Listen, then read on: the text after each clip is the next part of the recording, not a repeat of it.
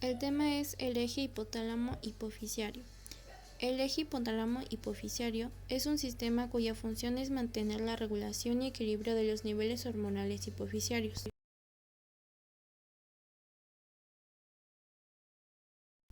Comenzando que el sistema nervioso central aparece al inicio de la tercera semana como una placa del ectodermo engrosado que recibe el nombre de placa neural.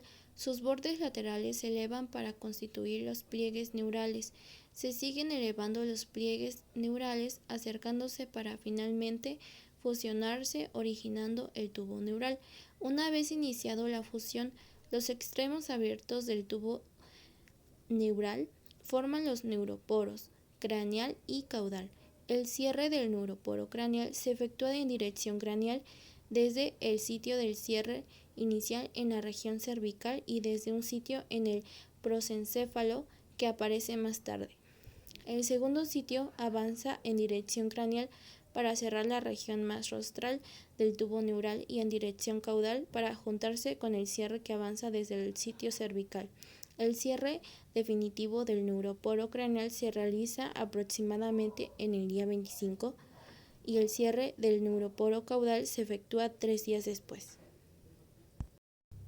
El extremo cefálico del tubo neural muestra 3 dilataciones llamadas vesículas cerebrales primarias, que una es el prosoencéfalo, otra es el mesoencéfalo y la tercera es el romboencéfalo. Al mismo tiempo, el romboencéfalo produce pliegues, el pliegue cervical en la unión del romboencéfalo con la médula espinal y el pliegue cefálico en la región del cerebro medio. Hacia la quinta semana del desarrollo, las vesículas cerebrales primarias ya se diferencian en 5 vesículas secundarias. El prosoencéfalo da origen al telencéfalo y el diencéfalo. El mesencéfalo permanece y el romboencéfalo produce el metencéfalo y el mielencéfalo. Un surco profundo que recibe el nombre de historrombencefálico separa al mesencéfalo del metencéfalo y el pliego montino marca el límite entre estos dos, mesencéfalo y mietencéfalo. En las vesículas secundarias, las principales estructuras derivadas de ellas incluyen en el telencéfalo los hemisferios cerebrales, en el diencéfalo la vesícula óptica, el tálamo, el hipotálamo y la hipófisis. En el mesencéfalo los curículos anteriores y posteriores. En el metencéfalo el cerebelo y el puente. Y en el miesencéfalo la médula oblongada. El canal central se continúa con las vesículas cerebrales. La cavidad del romboencéfalo es el cuarto ventrículo, la del diencéfalo es el tercer ventrículo y la de los hemisferios cerebrales son los ventrículos laterales. El hipotálamo se desarrolla a partir del diencéfalo embrionario y se divide funcionalmente en 3 zonas, la rostral, la medial y la caudal. La placa alares forman las placas laterales del diencéfalo. Un surco hipotalámico divide la placa en una región dorsal y otra ventral, que es el tálamo y el hipotálamo. La hipófisis está compuesta por 3 lóbulos, el anterior, intermedio y posterior.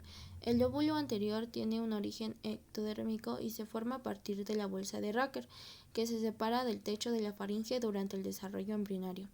El lóbulo intermedio y posterior, por el contrario, tienen un origen ectodérmico y forman parte de la hipófisis original.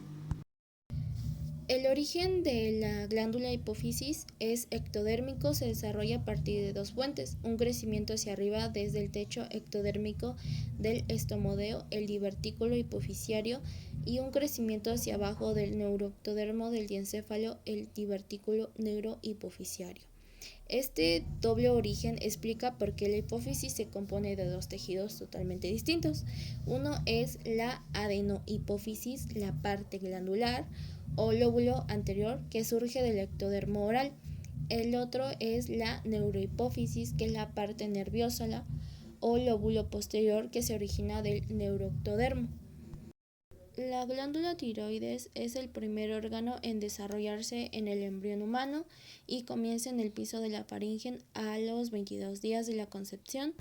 Esta tiene un origen ectodérmico y surge del suelo de la faringe, posterior al tubérculo impar, que es el agrandamiento central posterior al primer arco faríngeo y anterior a la cópula linguae, que es la hinchazón formada por partes del segundo, tercero y cuarto arco faríngeo. Bolsas faríngea. El embrión consta de 4 pares de bolsas faríngeas. La quinta es rudimentaria como el revestimiento o ectodérmico epitelial de las bolsas. Producen varios órganos importantes. En la siguiente tabla veremos las estructuras que derivan de cada bolsa faríngea. Glándulas suprarrenales. Se desarrolla a partir de 2 componentes, una porción mesotérmica que forma la corteza, una porción ectodérmica que forma la médula. Durante la quinta semana de desarrollo, en las células mesotélicas comienzan a proliferar penetrando la méquima subyacente. Aquí se diferencia en grandes células acidófilas que contribuyen la corteza fetal de la glándula suprarrenal. Hormonas hipofisiarias y su control hipotálamo. Vamos a tener al hipotálamo que se comunica con la hipófisis mediante el tallo hipofisiario, el quiasma óptico y el cuerpo mamilar que se encuentra al interior este. La hipófisis se divide en lóbulo anterior o adenopófisis, que desde el punto de vista biológico deriva de la cavidad bucal de una estructura conocida como bolsa de Rechet, que el lóbulo posterior o neurohipófisis que deriva de una proliferación celular de tercer ventrículo. Consideramos al hipotálamo el que comanda toda la interacción fisiológica. Mediante los vasos hipotalámicos y hipofisiarios envía señales o órdenes a la hipófisis para que secrete determinadas sustancias.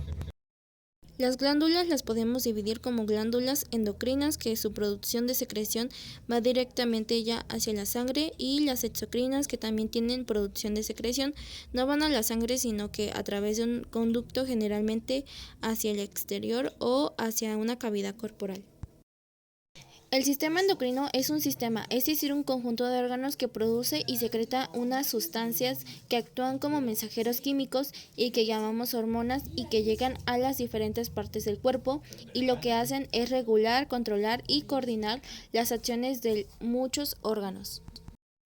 Hipotálamo es el que comanda. Aparte de tener funciones nerviosas, tiene la función de crear hormonas que estimulan a la glándula que está debajo de ella, que es la hipófisis. La hipófisis recibe las hormonas del hipotálamo para ella poder liberar otra hormona, que va a ser la hormona que va a estimular al resto de las glándulas del organismo.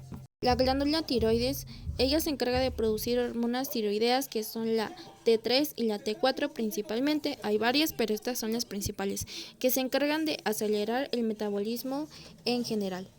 Paratiroides, una glándula que está detrás de la tiroides, que son las paratiroides, liberan una hormona llamada la PTH, que es la abreviatura de la aparato-hormona, que es la que tiene un papel importante en el metabolismo del calcio y del fósforo a nivel de los huesos y de su excreción a nivel renal. Esta se autogobierna. Páncreas, se producen 2 hormonas principales, una es la insulina y la otra es la glucagón. La insulina es una hormona que tiene que ver con la administración de los niveles de la glucosa o de azúcar en la sangre, mientras que el glucagón hace todo lo contrario, se encarga de aumentar los niveles de azúcar en la sangre. Esta igual se autogobierna. Glándulas suprarrenales producen hormonas como la catecolaminas, que es la adrenalina, y la noradrenalina, que tiene funciones del punto de vista general, aumenta la frecuencia cardíaca, la frecuencia respiratoria, fuerza de contracción cardíaca, y también producen otras hormonas como es la aldosterona y el cortisol. La aldosterona tiene que ver con la regulación de los líquidos corporales, y el cortisol es un esteroide que tenemos endógeno, tiene muchísimos, funciones corporales. Testículos, secretan una hormona llamada testosterona, que tiene que ver con la aparición de los caracteres sexuales secundarios en el hombre. Por último están los ovarios, que se encargan de secretar 2 hormonas principales. Una es el estrógeno, que es la que estimula los caracteres sexuales secundarios de la mujer, y que produce también progesterona, que tiene varias funciones en el cuerpo. Una de ellas es mantener el embarazo.